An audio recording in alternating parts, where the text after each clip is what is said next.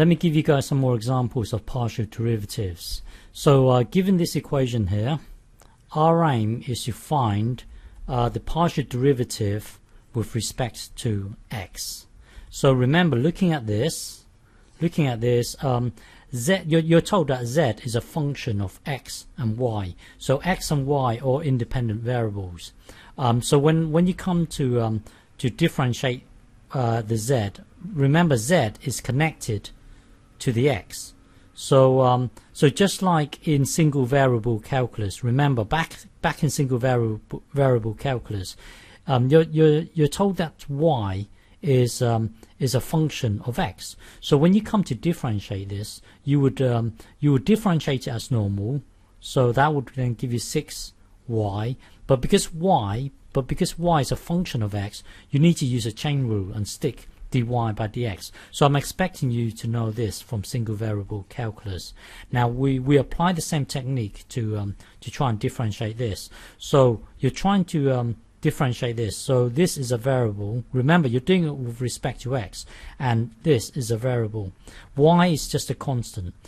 This is a variable. So later when you differentiate z, you need to stick dz by dx in there, because we are doing it with respect to x. So when you come to when you come to differentiate this, so we are currently here at the moment, we are trying to find dz by dx. So let's try and differentiate this. So remember, this is your variable, this is your variable, this is your variable, y is just a constant. So differentiate this as normal.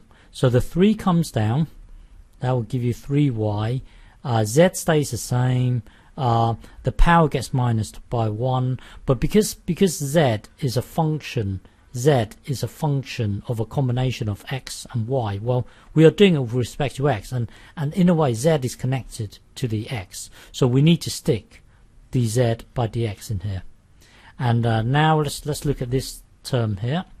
Remember, y is a constant, z is the variable, so treat y as a constant.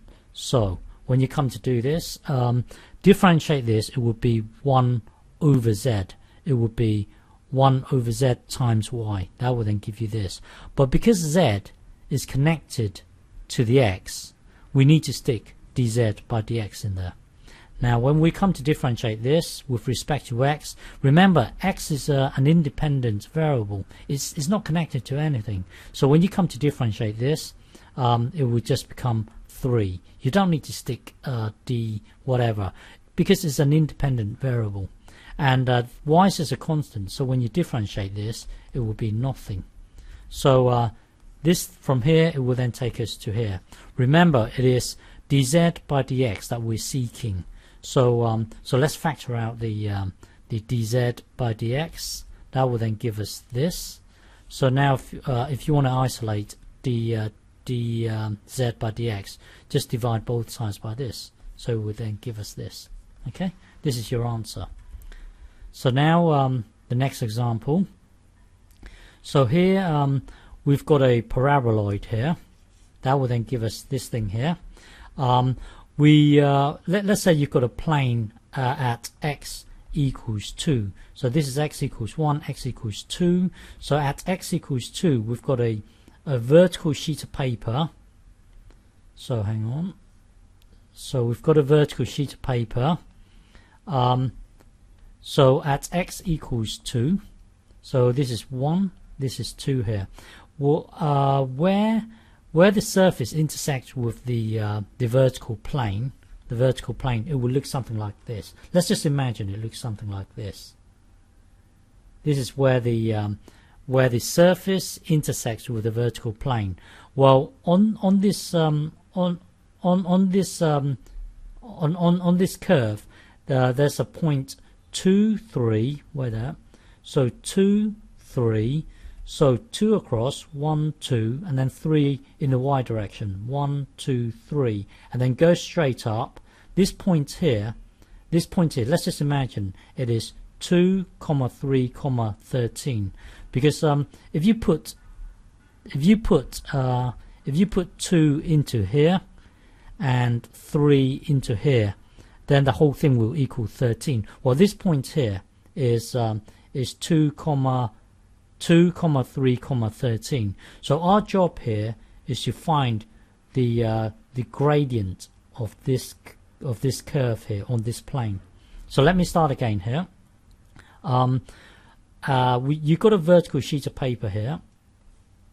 Bear with me. You've got a vertical sheet of paper at x equals 2. Where the piece of paper intersects with the plane, it will look something like this. Let's just imagine it looks something like this. Well, on that sheet of paper, there's a point that lies on there. It is at 2, 3, 13. Our job is to work out the gradient of this curve on that sheet of paper. So really, we are trying to find this value here, because x is a constant. X equals 2. X is a constant, so it is the y that's varying. It is the y that's varying. That's why we need to find a partial derivative of this function with respect to y, because if you look at this sheet of paper, the x is constant, and it is the y that's moving back and forth. It is the y that, well, y is your variable here. Okay, so to find out the gradient of this, we will need to work out this. We will need to find a partial derivative with respect to y, evaluate it at x equals 2 and y equals 3. So x equals 2, y equals 3. Okay, so hang on. So to do this, we would put this. Oops, hang on. We would put this into here. That will then take us to here. Now now differentiate it with respect to y. So remember, x is a constant. X is a constant. It is the y that's moving about. So differentiate this. The 2 will come down. The y stays. Well, differentiate it. Will then give you this. Evaluate it at x equals 2 and y equals 3. So now the derivative doesn't contain x, so you can ignore the 2 and just put a 3 into the y. So the gradient there would be 6. Okay, so our gradient would be 6. This is our final answer.